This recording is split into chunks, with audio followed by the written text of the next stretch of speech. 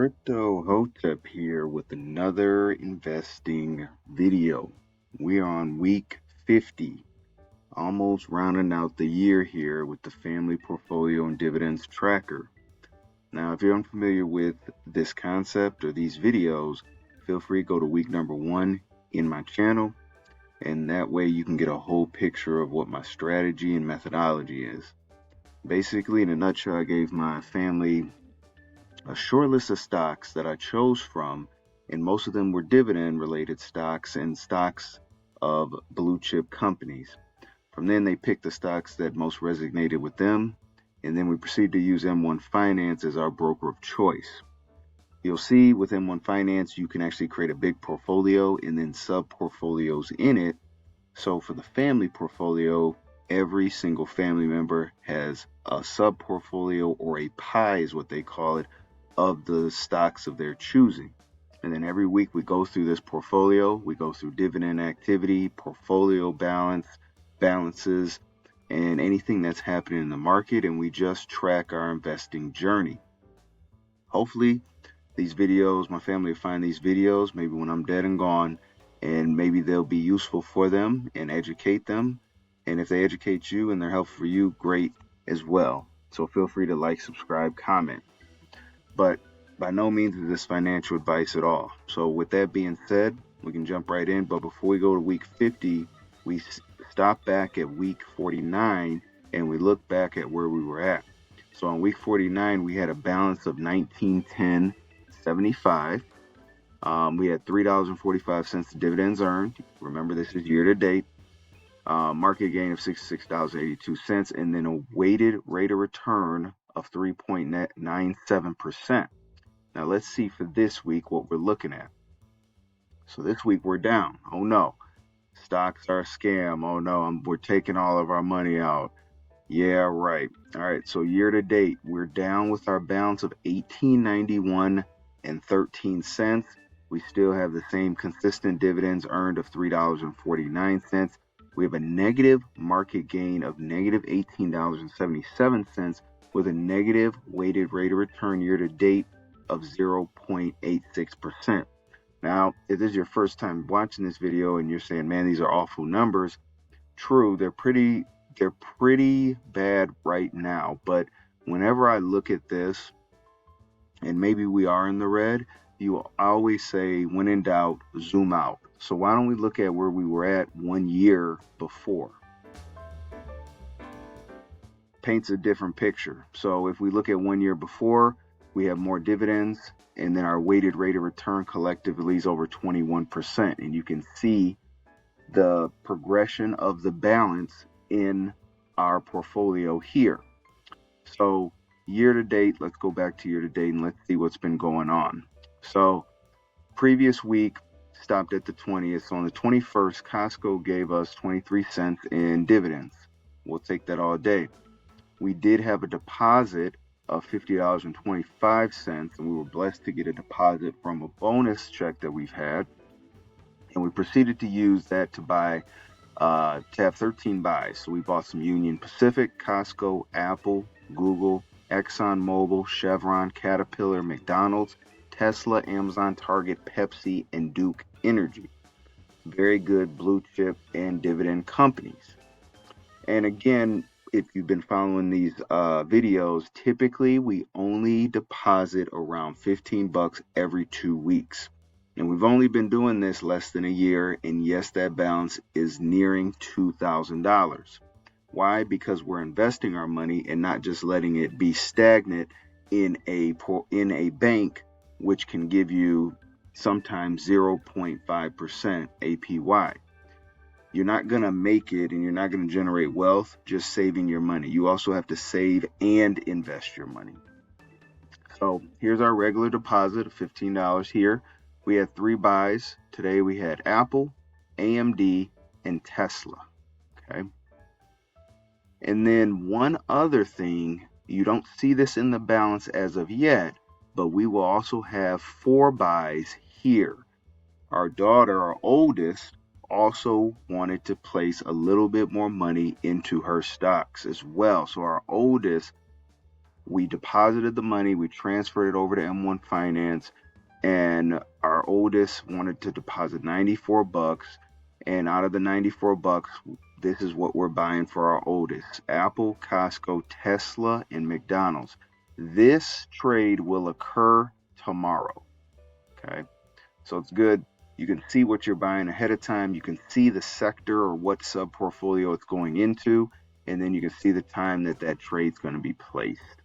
Okay, so let's just keep track with this week here. So as always, we go bottom to top. Unfortunately, wife's at the bottom. And the market did take a tank this week. So wife's balance at 151.89. Negative 13.18 market gain, and negative 9.39% weighted rate of return. Pepsi is in the green finally. Celsius is in the green finally as well, which is a great turn of events.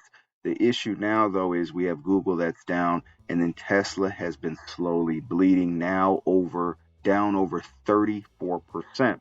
But as you saw, we are still buying Tesla. We've been here before with Tesla. This is not uncommon. Let's go to our middle. Our middle stocks, money weighted rate of return of 3.57%, 60-cent dividends earned, market gain of $5.88 with a balance of 211.17. So this portfolio has been doing pretty well and consistent. Even though we are in the green, the weighted rate of return did take a hit, and that's fine. We have a lot of good blue chip stocks to help even out the portfolio. Starbucks has hit an all-time high for the year, so we are up over 26% on Starbucks. Costco, nobody is beating Costco, up over 11% on Costco. Target, we're down over 9%. Amazon, almost down 6%. But Nintendo, if you've watched these videos, Nintendo has been making headway, up over a staggering 27%. Yes, Nintendo. The folks that made Super Nintendo, Nintendo 64, and Nintendo Switch, up over 27%. But Tesla following suit, down almost 34% for our middle. Let's go to our youngest. Our youngest, up over 6.96%, almost 7% year to date. Market gain of $14.39, dividends earned of 33 cents with a balance of $253.36. Again, following the same suit. Nintendo up over 27%, Starbucks up over 26.5%, Apple down a little bit over 3%, but Tesla following that suit, dragging the whole portfolio down almost 34%. Again, nothing is surprising because we've bought Tesla when it was down and we'll buy Tesla when it's up. We're not really worried about that. Let's go to our oldest. And as we remember, we have that pending buy, right, tomorrow, but we're not worried about that right now. Money weighted rate of return of negative 5.47%, market gain of a negative $34.70, and then dividends earned of 35 cents with a balance as of right now, $616.72. Apple down over 4%. That's common with the market right now. McDonald's, though, up over 7%, and Costco, again, one of the titans, up over 11.5%, but Tesla down over 30% currently. Okay. And then last but not least, let's go to mine. Again, mine did take a hit on the weighted rate of return, still in the green, up over 1.5% at 1.77%, market gain of $8.84. Dividends earned still over $2.21, with my balance sitting at $657.99. Now, the biggest market bleeder, technology, big surprise here, right? So we have Apple, we have Coinbase down over 16%, Microsoft down over 7.5%, Amazon down over 4%, Nvidia, who had tremendous earnings this week, down over 10.5%. Broadcom down over 14%, but Meta surprisingly up over 12 and almost 12.5%. Google and AMD, which we did buy the dip on AMD as you saw, down over 17%. So not really, the technology piece is dragging my portfolio down, but that's why we diversify, right? So even though it has the biggest actual percentage holding and the percentage target, we still invest into other industries and other good companies because of these reasons right here. The good times aren't always going to be good forever, and sometimes you need those defensive stocks like industrials and energy, for instance, to help carry the load. And as I mentioned before, industrials and energy are going to be the sleeper hit, and they are carrying this portfolio up over 7.5%, this sector alone, with the heavy hitters here. And almost all of the companies are in the green. So again, it does pay to diversify just in these times right here. Consumer staples and shopping up over 2.25% here. Lowe's had pretty good earnings. They beat both the earnings per share and also their revenue goals. So really good for Lowe's.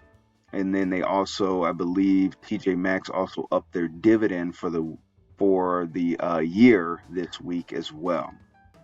So good news from the consumer staples, and then finance up over 5%. Restaurants and food up over 10%, and usually, or that would be because of Starbucks up over 26%, and then Domino's Pizza having decent enough earnings this week as well, almost 15% there. Okay. And let's see what else. Real estate up over 1%, and then pharmaceutical finally finding its footing with the new administration and not being so spooked, up over 7%. But growth in meme stocks, and this is why we only make the growth in meme stocks only about 5% of our total portfolio. Yes, it is a small sector, but here's the reason why. You get a lot of volatility with them. And Palantir, even though Palantir's up, we have Tesla down over 33%, and then MicroStrategy also down 17%. CrowdStrike up over 11, and then DTE almost at 9. But again, I told myself this, that growth in meme stocks are somewhat the price action similar to crypto, where it's very volatile. So I was prepared for that, and that's why we only allocated almost 5% of the total portfolio just to make up for this. You can make the case that technology in the technology sector also has that crypto-like volatility as well. But again, these are, for me, the technology space. I like technology. I like the companies. So I feel very strongly with those companies as well. So with that being said, guys, we will cut week 50 out here. And as a reminder and a recap, week 50, we are actually down. Our balance is 1891.13, so back down under 1900. Dividends earned of $3.49, market gain of a negative $18.77, and then a money weighted rate of return of a negative 0.86%. Really quickly before we end, just know that when we do invest our money, right, it's not like you're saving it in a bank where it's very quote unquote safe. There's going to be times in the market just like this where it seems like the whole market's tanking, everything's red. This is where you still need to stay the course and still dollar cost average in, or keep buying those dips for the market, because at the end of the day, the S&P 500 goes up into the right forever. You can check the charts if you don't believe me, but it always goes up eventually. Will there be times of redness and price dips and price corrections? Of course.